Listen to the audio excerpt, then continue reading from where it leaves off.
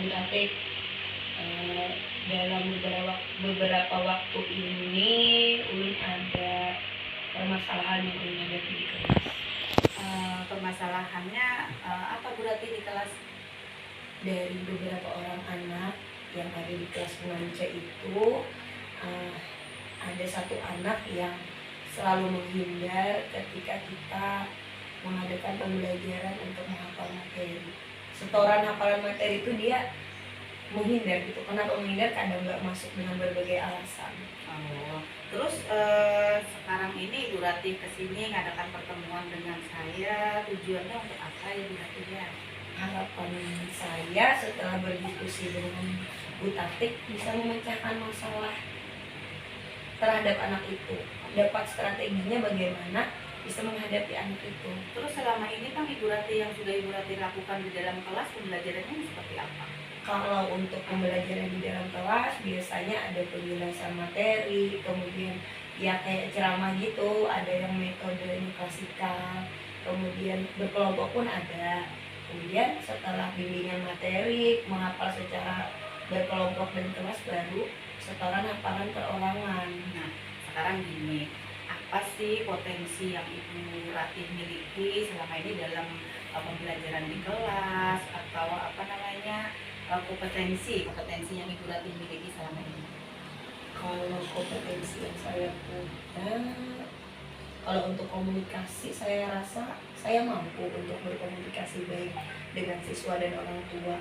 Kemudian kalau untuk IT ya lumayan lah, untuk IT itu lumayan untuk menguasai, mampu. Kalau dilihat dari skalanya nih Bu Ratih ya, skala 1 sampai 10, potensi yang Ibu Ratih miliki itu kira-kira Ibu Ratih itu di posisi yang skala berapa ya Bu Ratih? 1 sampai 10 ya untuk kompetensi yang saya miliki. 7 atau 8 ya, 8 ya. Ya. Insya Allah 8 mampu dikategorikan 8. Iya. Sekarang apa yang akan Ibu Ratih ambil berdasarkan kemampuan atau potensi yang Ibu Ratih miliki? Kalau berdasarkan kompetensi yang saya punya tadi, yang pertama mengkomunikasikan dengan anak dan orang tua.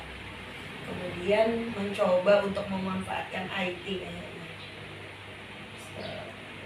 Dari kompetensi yang Ibu Ratih miliki tadi, kira-kira terus hambatan atau gangguan yang mungkin ya terjadi kira-kira apa ya? Yang pertama motivasi kayaknya, motivasi dan semangat anak dalam menghadapi pembelajaran dengan cara menghafal tadi. Kemungkinan kurangnya dukungan orang tua atau motivasi dari orang tua untuk belajar. Nah, itu tadi hambatannya ya, ya. Terus dari hambatan yang ada itu bagaimana cara mengatasi daripada hambatan atau gangguan yang ada itu? Kalau cara mengatasi hambatan yang ada, berarti saya bisa memanfaatkan kompetensi yang saya punya ya. Nah, apa ya? Yang pertama komunikasikan dulu dengan anak, kemudian kerjasama dengan orang tua. Kan soalnya di dalam kelas itu kita punya grup, sebenarnya punya grup WA. Cuman kalau untuk membahas permasalahan pribadi anak ya kayaknya lebih enak di Japri dulu, kemudian nanti bikin jadwal ketemuan dengan orang tuanya kayak home visit gitu loh, untuk bisa sama-sama nih berdiskusi gimana memecahkan masalah, menghadapi anak ini, memberi semangat anak. Itu kalau dengan kompetensi komunikasi ya.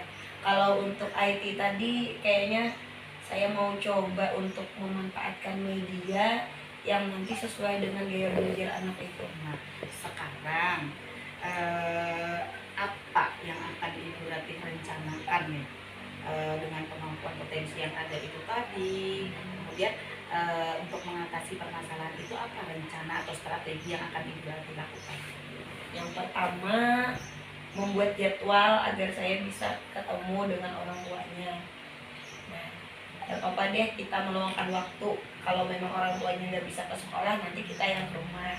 Rencana saya begitu.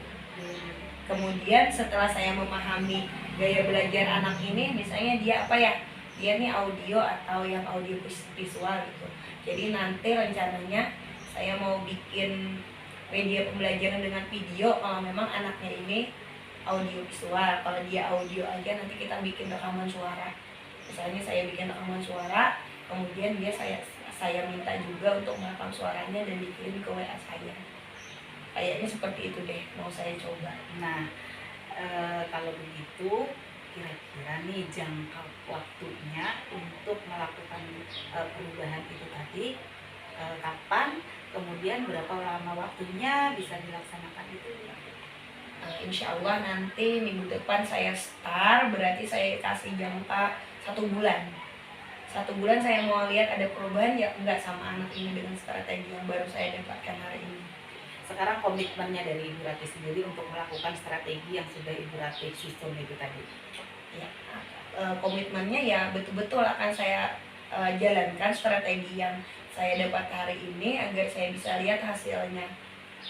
Ada perbedaan dan perubahan enggak setelah dan sebelum saya menggunakan strategi yang baru. Oke, terus siapa nih kira-kira Bu Ratih yang bisa membantu untuk melaksanakan aksi yang sudah Ibu Ratih rencanakan tersebut? Oke, kalau untuk yang akan membantu, saya pikir saya punya banyak dukungan di sini. Yang pertama, fasilitas dari sekolah kita alhamdulillah mencukupi. Kemudian teman-teman yang saya punya pun teman-teman yang bisa saya mintai pendapat, teman berdiskusi seperti Bu Tatip sendiri. Kemudian teman-teman yang lain yang mungkin apabila saya menemui kesulitan dalam masalah IT, saya bisa minta bantuan juga.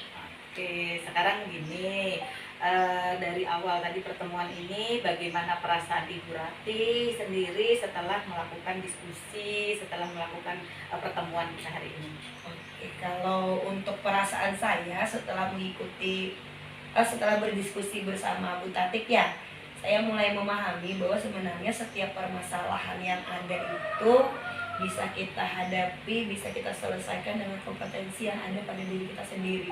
Cuman kadang kurang menyadari seperti itu ya. Baiklah Ibu Ratih, tetap semangat ya, dan terus berusaha untuk tujuan yang terbaik, untuk memberikan hal-hal yang baik terhadap anak-anak kita di sekolah. Semangat terus ya Ibu Ratih. Terima kasih.